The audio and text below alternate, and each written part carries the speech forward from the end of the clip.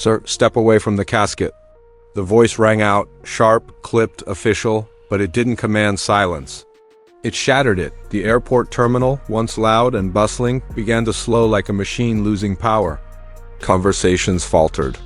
Footsteps softened. Even the air seemed to tense. A security officer in crisp blue stood with his arm extended toward the unmoving figure of a Marine in full dress blues. The Marine's white gloves were pinned to his sides, back straight, eyes forward, body locked in reverent stillness beside a flag-draped casket. He did not blink. He did not breathe. He was not there for the living. "You're blocking the gate," the officer barked, now louder, irritated. "People need to board. This isn't a base. You can't just stand here," the Marine spoke at last. His voice wasn't loud. It didn't need to be. It was carved from oath. "I'm not here to move people," he said. "I'm here to bring a hero home." The sentence hit harder than a shout. It landed deep like a bell tolling through bone, but the officer didn't hear it. He only saw a man out of place, a disruption in the flow of rules. "I don't care who you're here for," he snapped. "You're delaying boarding. Move to the side." Then another voice joined in, this one laced with corporate Polish. A man in a blazer stepped forward. "Airport management," badge on his lapel, authority in his voice. "We have regulations," he said. "No standing near gates. You're drawing a scene. I'll have to ask you to relocate." A woman sitting nearby clutched her child closer. The little girl leaned in, eyes wide. "Mom," she whispered, "is that a hero's flag?" Her mother nodded slowly, her eyes glassy. "Yes, baby, that's a hero." Still, the Marine did not move. He didn't flinch because this moment wasn't about permission, it was about promise. He wasn't a man anymore, he was a wall, a watchtower, a vow forged in sacrifice. The airport manager gestured again.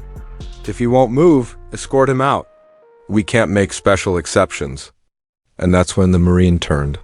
Just enough for his voice to carry, not to justify himself, but to test the conscience of the room.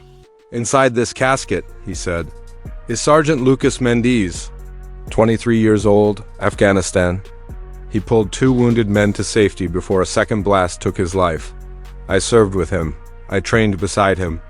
I carried him when he broke his leg in Helmand, and I volunteered to bring him home.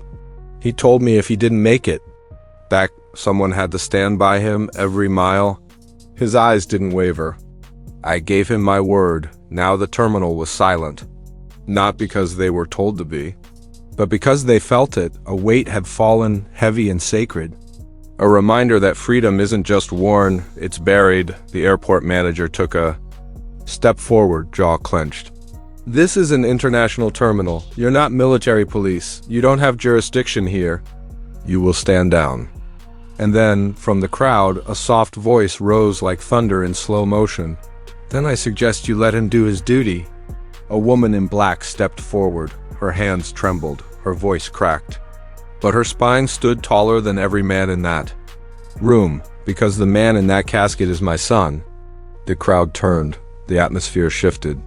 It wasn't tension anymore. It was mourning and reverence. "That Marine was the one who folded the flag at Dover," she said. "He held my hand when they knocked on my door. And now he's standing guard one last time. You don't get to tell him to move." Her tears came silently, but they cut deeper than any command. She walked to the casket and placed one hand on it. Her touch said what no regulation ever could. The manager backed away, wordless now, powerless. In the face of honor, the crowd was no longer passengers. They were witnesses. They were part of this moment. Someone began clapping, slow, solemn. Then another, and another. A businessman removed his cap. A young boy stood and saluted with trembling fingers. An elderly woman sang the first trembling line of Amazing Grace, and others joined and when the airline called for pre-boarding. No one moved, because something bigger than time was unfolding. A fallen soldier was going home. And for once, America stood still. The man in the suit said nothing more. His authority was irrelevant now. The Marine held his post until the honor guard arrived. He did not waver. Not once. And as the casket was wheeled forward, Every soul in that terminal rose, staff, janitors, foreign tourists, some with hands over hearts, some in tears, all in silence because some duties don't end when the bullets stop. Some promises outlive the men who make them. Honor isn't a gesture. It's a weight dot, and sometimes in a world addicted to motion, it takes one still figure to remind us what sacrifice really looks like. Before you go tell us where you're watching from, let's connect those who remember. If this story moved you, subscribe, hit the like button, and drop a karma in the comments, because when we honor our fallen, we honor the best of ourselves.